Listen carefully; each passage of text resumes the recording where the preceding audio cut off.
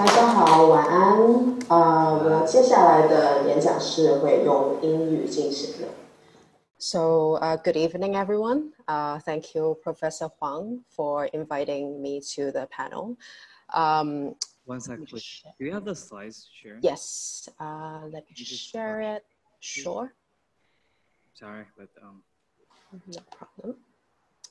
Can everyone see? Yep. Okay. So also thank you Peng An and also Sam for the presentations earlier. Really, I'm writing on the anxiety of the obsolescence of hardware and the forgetfulness of the web that I'm presenting to you the introduction to the digital initiative at Asia Art Archive. I'm Elaine Lin. I'm the head of collections at Asia Art Archive, a now 20-year-old nonprofit art organization dedicated to the collecting and art activation of resources around recent arts in Asia. Just share this, yeah. So for those of you who haven't been to Asia Archive before, let me just give you a quick introduction of who we are. Here's an image of AA's mothership in Hong Kong, a cozy and humble physical space located on Hollywood Road, Sheung Wan. And you can see definitely that we have overcrowded bookshelves, as you can see in the picture. What you can't see in the picture is that at the back of the room is our humidity and temperature control room, where rare materials and archives are kept. We also have two affiliated sister organizations, Asia Archive in America. This is a reading room based in Brooklyn Heights, New York. And we also have a resource center in New Delhi, Asia Archive in India. So the crux of what we do is really collecting recent art in Asia, and we do it by positioning ourselves as an archive.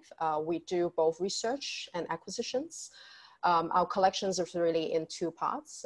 Firstly, is the library collections, where you can see in the physical space we have, there's a reference library, and for a very privileged position that we've been having for over 20 years.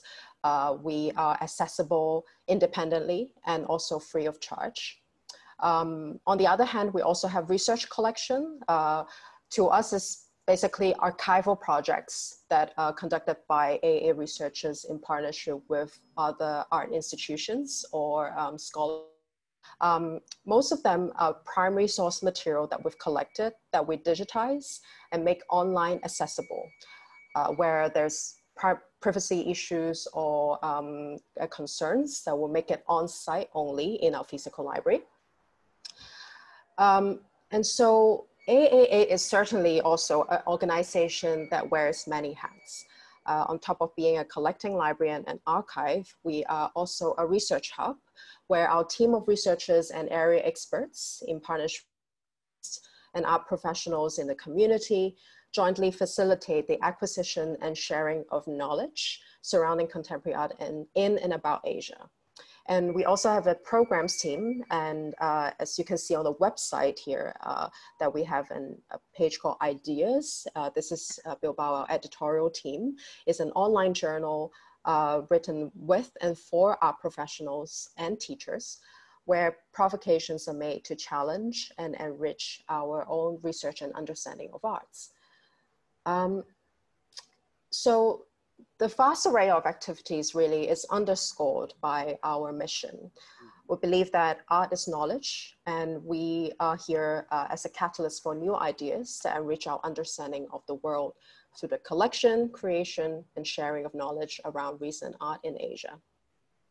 And our mission is also then to collect, preserve, and make information on contemporary art from and of Asia easily accessible in order to facilitate the understanding, research, and writing in the field. So I really began my work at AAA 8 years ago in 2012, where the archive was a mere teenager. It was a 12-year-old organization back then. And what a period of adolescence it's been. We saw the development of the arts and cultural sector in Hong Kong, witnessing the opening of, say, Tycoon, and also the soon-to-be-open Museum of Visual Culture in M+. We also see the come and go of various independent art spaces, artist-run spaces, alongside the drastically changing socio-political landscape in the city. And as if a testimony to collective unconsciousness, the ties and elements of history echo in other parts of Asia as well. As every day we wake up trying to grasp and digest all the news, analysis, new information that startles us, but also fuels imagination and creativity in the art community. Now, I can only speak for myself, but working in a collecting archive during this time does give a renewed sense of purpose and value. To this day, Asia Archive remains unique in its kind. Our mission remains to collect and activate resources surrounding recent arts in Asia. And we have now more than 100,000 records accessible for both physically in our library or digitally on our website. Going back to our motto, art is knowledge, it might sound like a bold statement, but AAA considers archiving as a method to complicate and reimagine system of knowledge in which narratives of arts and living experience are being produced, circulated, and preserved. So the digital age really engenders two-edged swords to such mission. On one hand, the call for the democratization of record keeping by sharing with transparency has never been more pertinent. And the execution of it has certainly been facilitated by the increasingly lossless digitization technologies and also more intuitive and holistic databases and backends. And in many cases for AA, we do not collect the physical archives, but only obtain a digital surrogate of it. And in this manner, we are mindful not to recolonize or colonize the archives by absorbing everything back into Hong Kong, but still manage to deliver preservation through sharing. And by sharing, we mean sharing digitally. And on the other hand, the speed, the quality, and the sheer quantity of the data today that somewhat also reflects in Sam's presentation earlier, it really heightened this archiving anxiety, as Derrida would have put it. How does an archive choose what to be made accessible first, and what constituted the metadata and what possibility one has with them? Going digital is not a mere fashion of how people today access information. It urges archive and information institutions to stay cognizant of their positioning in priorities. And the question is, how does an archive stay self-reflexive and generative? I'd like to present to you one of the ways that we address this problem. And this is by setting up our content priorities. And currently we have 7 content priorities, as you can see on the slide. So exhibition histories, whereby we defy and challenge a largely object-based history of art. We try to trace exhibitions, art happenings as sites of constructions. Complex geographies, unpacking the concept of Asia beyond borders to consider movements and cultural transactions, diasporic or marginalized identity in the context of contemporary arts. We also have pedagogy, which takes into account both formal education system and also alternative schooling of mentorship, and examine how generations of artists receive their training, which subsequently shape their artistic practices. We also have art writing as a content priority, which consider the many forms of art reviews and criticisms, and how they become instrumental in interpreting and pushing artists' creations. There's also innovation through traditions, looking at how traditional art form like ink art can revitalize itself in contemporary contexts. When it comes to performance art, we're really setting ourselves to the challenge of archiving, whereby performance art in itself an art form that is time and space specific. So it's putting really an emphasis of the real-time bodily experience. And we are really interested in the many ways that an archive can preserve something that's so evasive.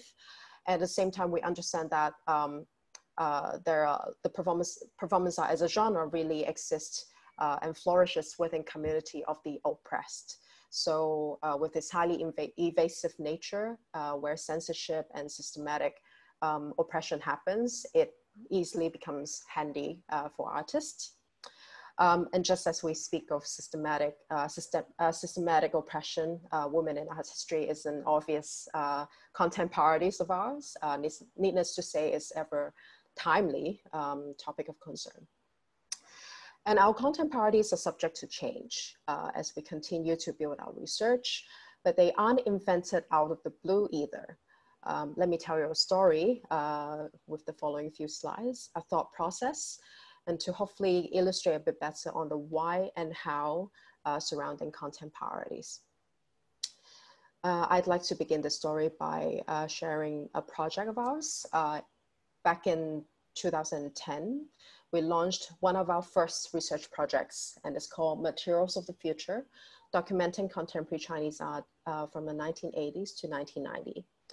It was a very important project, looking at a period that wasn't that popular back in the days. Most of the materials we see from that period were secondary source materials, writings, personal accounts by a particular generation of scholars and critics.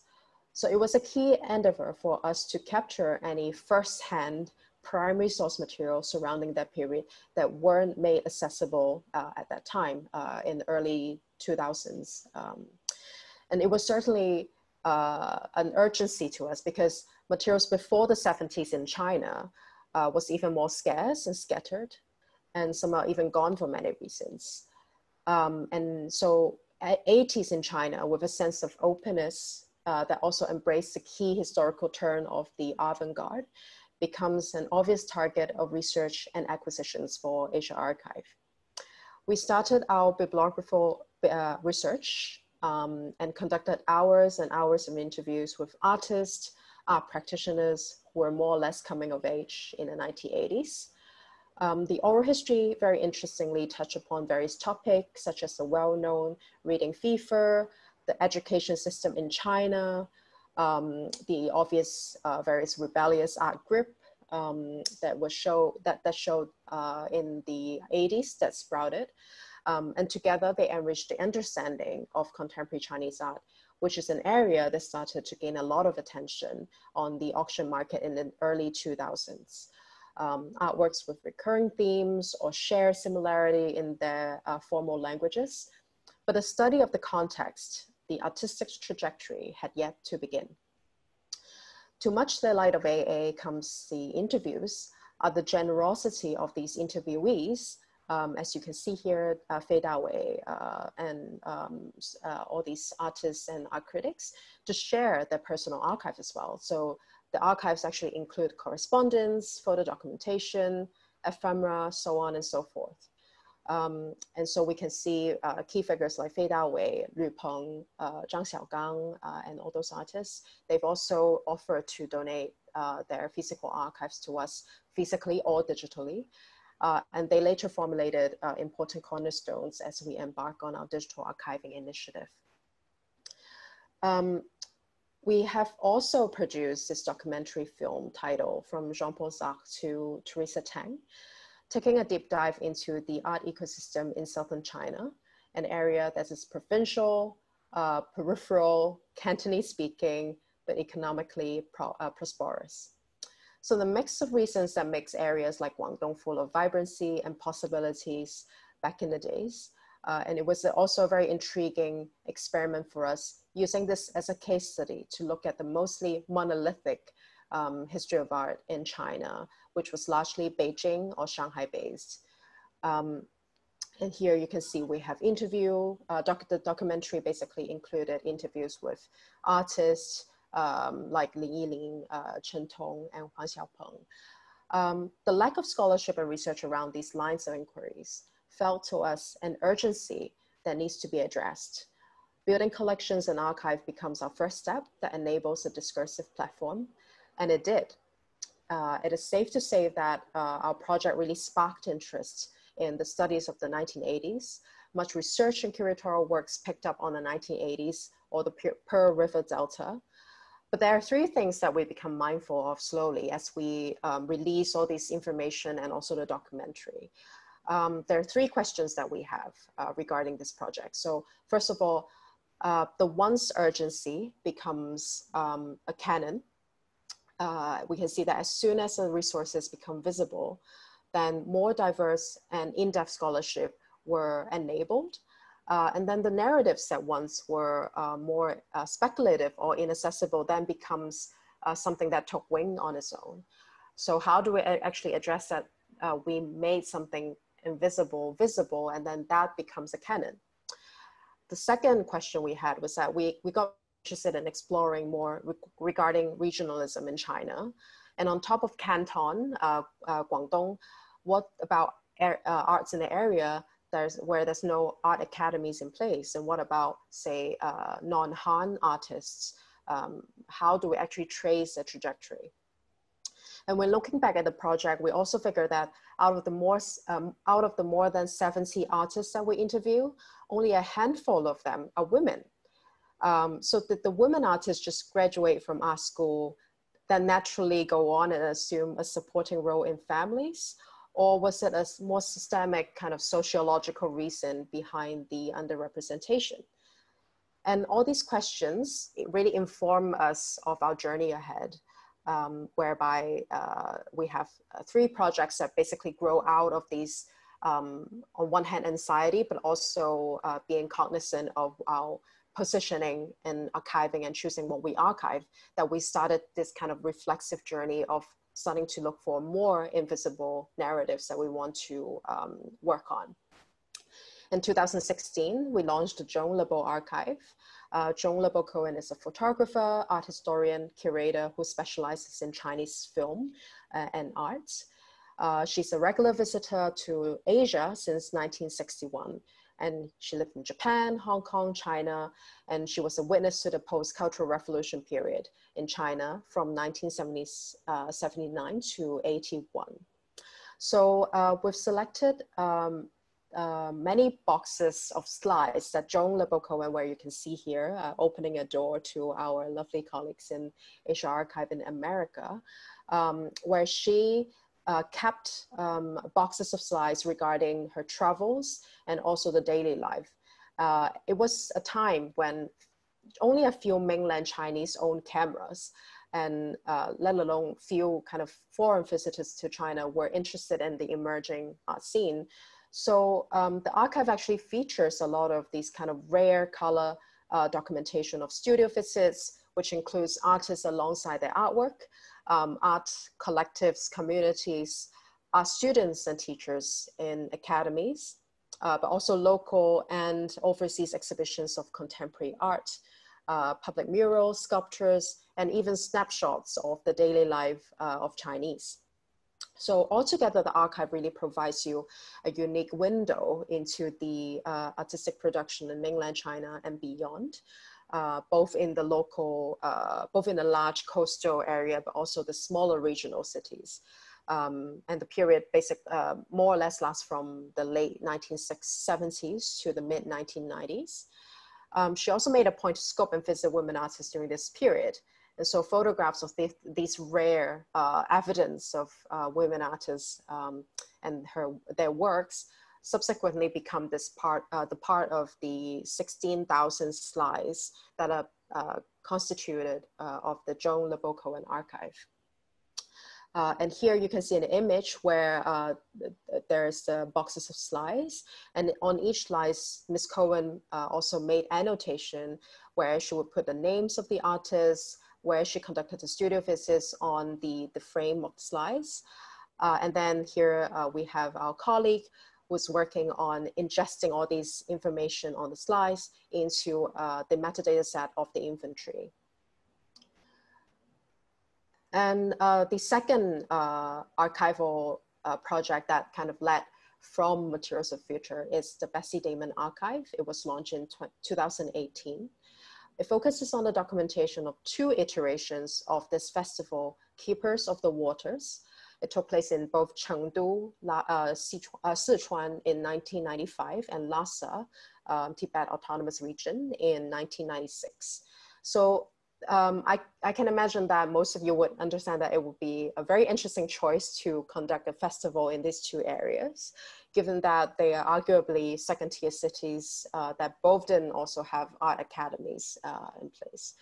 So this archive comprises of slides, audiovisual materials, newspaper clippings and interviews. And it reflects on materials like, and this is a map of Chengdu and Lhasa, which needs no explanation. But the archive really includes a lot of these kind of experimental works that happen site-specifically. You can also see women artists that were invited as part of the initiative. Here we have a iconic picture of Yin Xiuzhen's A Piece of Sky, which took place as part of Keepers of the Water in Chengdu, 1995. There's also the third leg to this, whereby we were talking about Cantonese contemporary art in Materials of the Future. And then, you know, it really leads us to this search or interest in regionalism, as I mentioned earlier. And this really led to, in 2019, where we had launched our Documenting Contemporary Art of Northwest China, starting with specifically Lanzhou. And so containing over 2,000 items.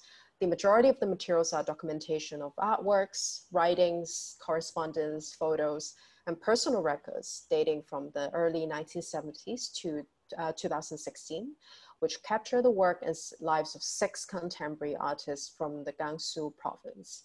The collection also comprises primary documents of 10 art events that took place in Lanzhou, the capital city of Gansu, between 1981 to 2006. This is really a part of a large research and archival project that focus on the understudied contemporary art practices in Northwest China. And it is, again, another move to defy the monolithic writing of art history.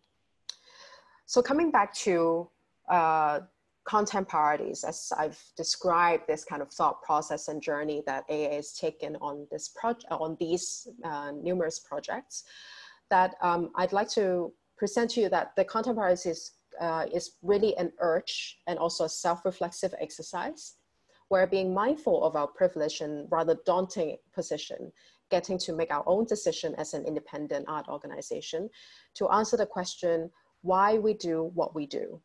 And it is itself a set of values that keep us awake at night, to constantly challenge the gaps, the blind spots, as well as the canons that are out there.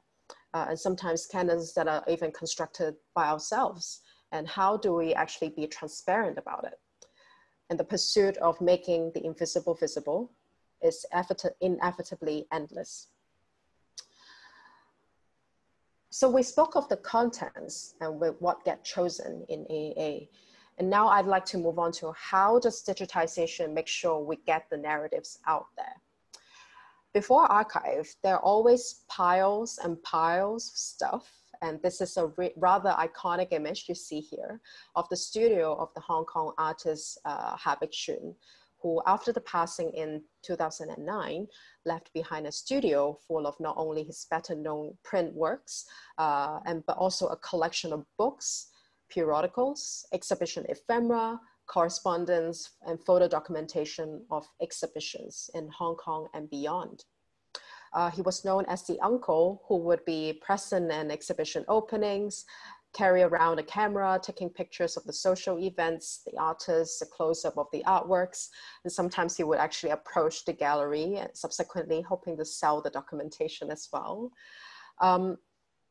So done for the purpose of monetary or not really, Habik Shun is really meticulous with the documentation, organizing and labeling the contact sheets, printed photos into binders and albums. You probably can take a peek in the boxes here, but then actually a lot of these materials are labeled. And perhaps without knowing, Ha has single-handedly captured, from his point of view, the exhibition history of Hong Kong between 1960s and 2000s. And part of the materials are already digitized and made available online via AA's platform. And here are some examples where Habik actually documented some of the Hong Kong exhibitions back in the 60s. It was largely considered a cultural desert, which is a term we rather dread. And basically, it was a time when there was a lot of institutional infrastructure giving space to show art exhibition. But it was only maybe a one or two kind of art spaces that dedicates to it. So there are a lot of this photographic documentation that appears in Ha's archive. And you can see he purposely kept a lot of different formats of these photographic documentation as well, including contact sheets, printed photographs, and sometimes it would appear in the form of albums. And so from the messiness that we see, from the piles and piles of stuff that we see, AA really took the initiative to make them into a digitally accessible archival platform online. But here I just want to insert a note about digitization in general and stress that it isn't a miraculous step from the piles you see on the left to the website, and nor is it about scanning high-res images either.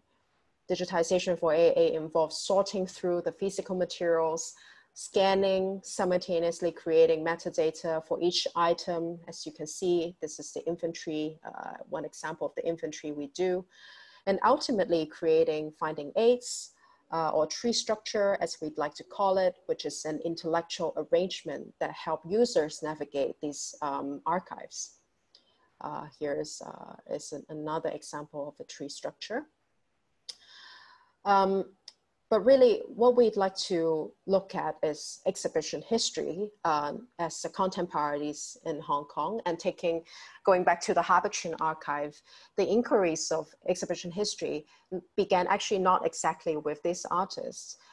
In 2013, we launched our Hong Kong art history research in collaboration with the Hong Kong Museum of Art.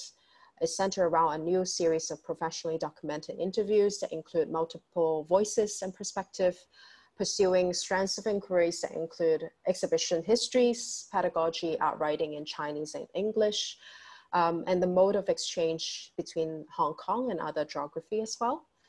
And you can see here we've have already began collecting a bunch of photographic documentation from not only Habik archive, but also various archival initiatives in the 60s, where you can see, as I said, the City Museum of Art and Gallery as one of the rare kind of institutions that support art and exhibition making. And then here you see another kind of selection of materials regarding art groups in Hong Kong back in the 60s and late 60s. And then we also have out of context archive and Oil Street archives that really also then look into the effort of exhibition making outside of institution. So the former on the out of context archive sheds lights onto an exhibition that took place in a self-organized exhibition in 1987 in a now demolished building on one of these kind of weird location on the 15 Kennedy Road, Hong Kong. The exhibition involved 21 artists, art groups, practitioners, and it was organized in response to the lack of institutional support for their art practices. And out of context, the Oil Street Archive refers to an artist village, as you can see on the left, that exists from around 1998 to 2000 in the former Government Supplies Department complex at North Point. Digitization allows us to share and collate information of exhibition history in Hong Kong that is otherwise anecdotal or simply scattered, hence inaccessible. But we try not to stop at representing these exhibition and happenings within the context of each individual archives. The metadata we gather from all the archives, including those of Habik, Oil Street, out of context, are all collated into a separate event database, offering an alternative way entering into our collection. It has an interactive map that shows you the event records that link to individual cities. And one can also search by dates, venue, or the exhibition sites, exhibition titles. Clicking onto each record, they also contain like more thorough information about the description, the list of participating artists, and the relating records to the exhibitions as well across both the library and the research collections that we have. While AAA attempts to tease out the exhibition histories of Hong Kong, the event database offer a different windows alongside the individual archives, layering and comparing information across the AAA collections. Another way that we take advantage of digitization is that we share our metadata as a form of resource. So for our archiving initiative, we make sure that we describe each item with at least a title, their SS level in terms of copyright, and also right statement, alongside its particular folder and path as what we call the tree structure or the finding aids.